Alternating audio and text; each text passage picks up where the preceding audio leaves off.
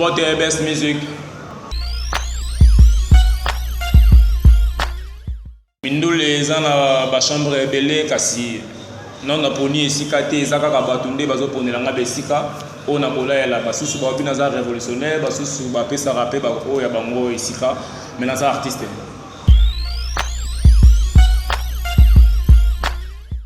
Yeah, Totonga, Pro Totonga, ils sont déjà sur YouTube, ils sont déjà partout, ils sont déjà dans la télé. Dans ma casse, il y a bateau, bateau sur Gabisso, dans moi 200 francs, 300 francs, ils ont les cas. Totonga, Pro Totonga, tout ça qui m'a ici, pas me total qui, le lengue m'a rambezo les cas, bateau mingi baotonga, kasi baotonga te.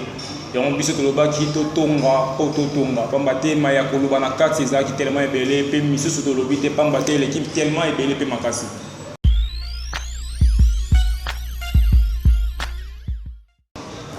Na côté on a ni loba été bobé ngabiso ba prophète. Pas me to loba qui était le sambo peut to lingi bisoté. Kasi kota la pe komona biso nyoso to ti komona été basangana ki ébélé. Ba musulman, ba chrétien, ba kimbangiste, ba sangana ki pamba te pona kosambela lo sambo moko boye pona mboka. Na ebite soki mboka azobela maladi moko boye senga ba sambela ngona ebite kasi mboka ko bonga misala pe na bolingo pe bomoko so to tiene esika moko.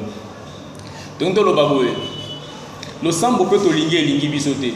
Ba sangana ki kasi lingi bango te e panza ki bango. Ya on te bobe ngabso prophète. Musulman sambela za toujours tapi e senga na ngunza mapomba te a ngumba mela mo kontinaye. Chrétien tellement quoi. Bon ici quand on a tout le monde qui tapite, bon tu éviter le ligne ni vraiment parce qu'il prière on a. Biso to lobi était Totonga, Pro Totonga. Mangomba ya balabala e bimi tellement mingi yango zomona batelantela ba aussi la tena ba balabala. Autant des églises, autant de fazer chaque jour tongo midi pourquoi to lembi. Et c'est ngena biso politique ya malamu ekota etala na ngomba oyo po babela ka mutu moko Yesu kasi ete oyo na oyo basangani bakanga mapango babela ka mutu moko to ebite soki basangani nde kusala eloko nini.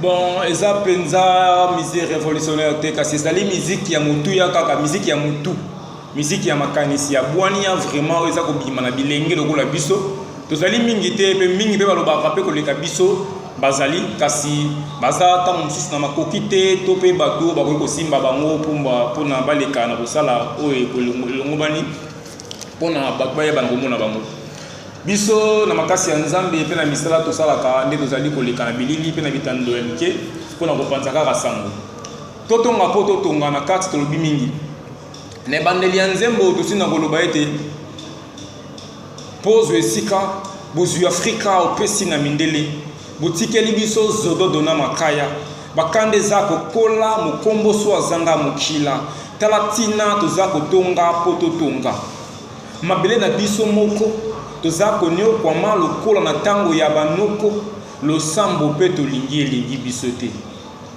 tolobi bongo pamba te mabele afrika eza ya biso yango tolobaki totonga po totonga yoka makanisi malamu kotala mpe komona ba belge, ba français, ba américain, baza kolia mingi na sima na biso.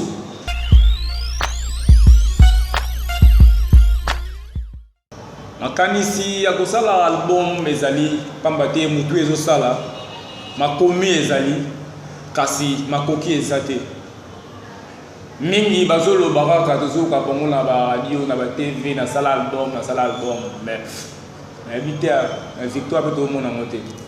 Donc alingi tena sala eloko moko boye mpona kosala kasi nalingi nasala eloko moko boye oyo ekotekama ata na 100 francs mais etekama nalingi tena sala eloko moko boye nasali yango epuis nabengi yango album deuxième album troisième album mais na veni moko eza te naosepela mingi bato ndenge baosepela totonga mpo totonga bato bazobenganga mingi mais bato mpe ya kobengeza kaka félicitation mais ata 100 francs naomona te mpo nzembo olekaka mingi vraiment Congo Brazza bozobenganga mingi bana ngola bobenga mingi bana poto koloba te kaka obeta bien mais ata 100 francs bon na sengi bino pete na sengi bino peka te bon surtout obundara na ndenge na biso pour le monde m'a pas bien abundara ye moko mutala nsima na azate mambo za na sponsor te sponsor amune za ka nzambe nzambe ndenge to protéger biso nzambe to batela biso alors que c'est ça biso banzela na bangula na biso donc o alinya sunga misana biso akoluka biso et puis ikozamala mo mingi